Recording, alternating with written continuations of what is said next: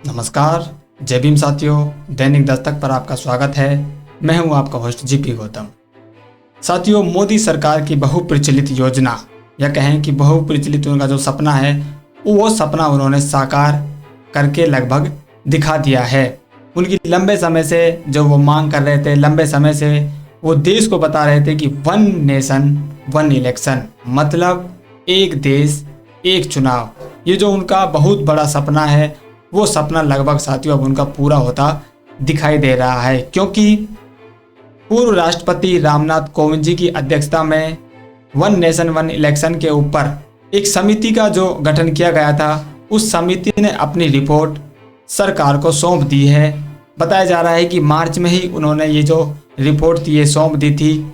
अब इस रिपोर्ट की जो सिफारिशें हैं, इस समिति की जो सिफारिशें हैं, उन सिफारिशों को मोदी सरकार की जो कैबिनेट है उस कैबिनेट की मंजूरी मिल गई है। अब इस कैबिनेट की मंजूरी के बाद इस बिल को संसद में लाया जाएगा और संसद में इस पर साथियों जो है बहस हो सकती है। बहस के बाद इसको जो देश है, पूरे देश पर इसको लागू किया जा सकता है। हालांकि इसमें बहुत सारे साथियों जो है कानूनी पचड़े हैं और व्यवहारिक रूप में इसको लागू करना बहुत कठिन होने वाला है। वन नेशन वन इलेक्शन की जो बहुप्रचलित मोदी सरकार की ये जो प्लान है, इस योजना पर, इस बिल पर या उनकी कहें कि रणनीति पर चंद्रशेखर आजाद जो नगीना से सांसद हैं, उन्होंने बड़े सवाल उठाए हैं। उन्होंने मोदी सरकार को सीधे सीधे इस वन नेशन वन इलेक्शन पर कटघरे में खड़ा किया है और उन्होंने बड़े ही सवाल, जो मौजूद सवाल हैं, जो भारतीय संवैधानिक व्यवस्था के अनुसार और इस देश की जो ज़रूरत है, इस देश की जनता की जो ज़रूरत है, उसके अनुसार उन्होंने कुछ सवाल इस वन नेशन वन इलेक्शन पर उठाए हैं। पहला उनका सवाल है, वन नेशन वन इलेक्शन की प्रक्रिया एक बार शुरू होने के बाद कभी यह प्रक्रिया भंग नहीं होगी। ये जनता के मन की बात है, क्योंकि आज़ाद भारत के प्रथम चुनाव साल 1952 में लोकसभा और विधानसभाओं के चुनाव के एक साथ ही हुए थे। अभी हाल ही में चुनाव आयोग ने महाराष्ट्र का चुनाव हरियाणा के चुनाव के साथ कराने में असमर्थता व्यक्त की थी। तो जो चुनाव आयोग 2 राज्यों का चुनाव एक साथ नहीं करवा पाया, वो 28 राज्यों और 8 केंद्र शासित प्रदेशों में एक साथ चुनाव कैसे करवा पाएगा? ये संदेहास्पद न होकर हास्यास्पद लगता है।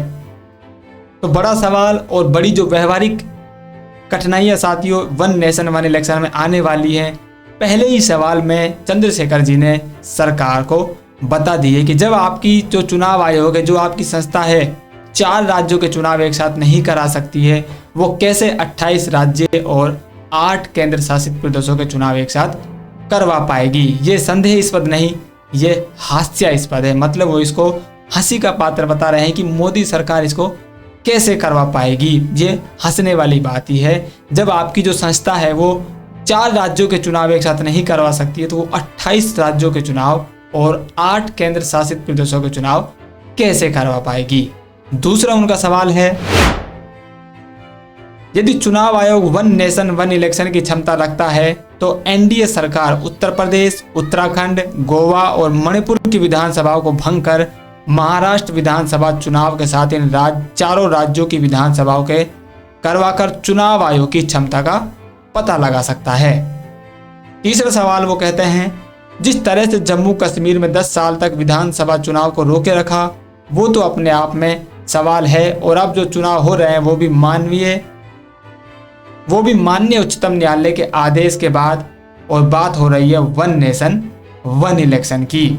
यहाँ पर चंद्रशेखर आजाद जी ने सरकार की जो साथियों ढीला ढाला रवैया रहा है, किस तरह से वो तानाशाह की तरह काम कर रही है।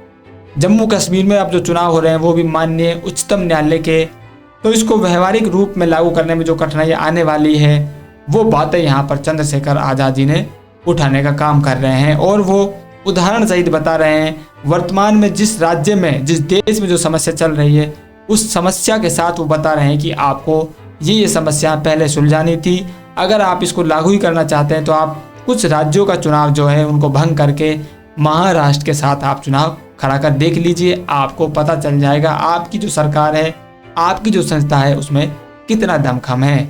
आगे वो पूछते हैं, पूर्व में मोदी सरकार लोकसभा, विधानसभा और निकाय चुनाव के समय भुखमरी सूचकांक में आखिरी पायदानों पर पड़ी जनता से वोट लेने के मकसद से जनता को रियायत देती रही है।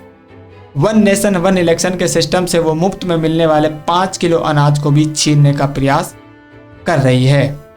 स्मार्ट सिटी, महिला आरक्षण विधेयक का हाल तो सबको पता है।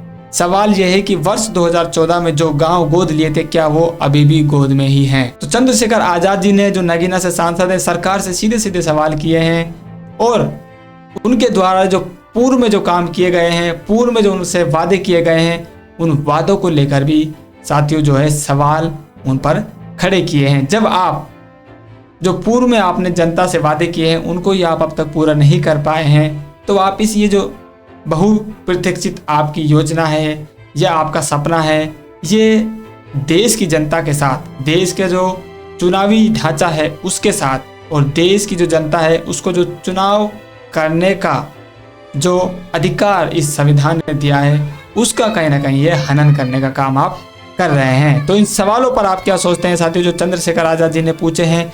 अपनी जो राय है वो कमेंट कीजिए और वन नेशन वन इलेक्शन पर आपकी क्या प्रतिक्रिया है वो भी आप हमको जरूर बताएं। मिलते हैं नई अपडेट में, तब तक के लिए जय भीम।